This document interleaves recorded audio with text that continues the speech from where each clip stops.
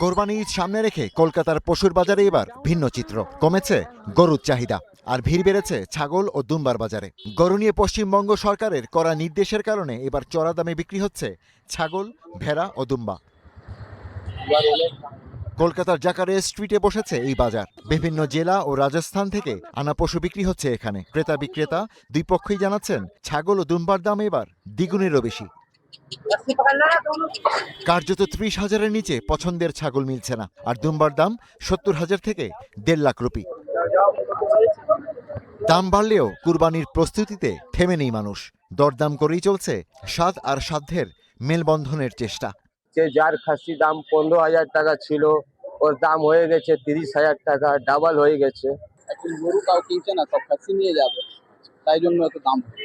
গরুটা কুরবানি বয়কট হয়েছে বলে, গরুটা কুরবানি কেউ করছে না বলে খাসি দিয়ে কুরবানি করছে।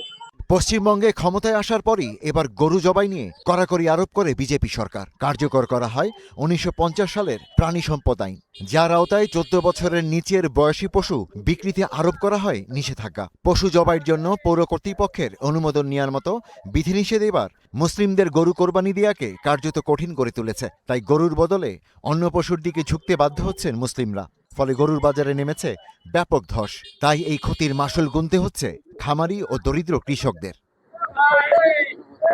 Ishtiaq Hossain, star news.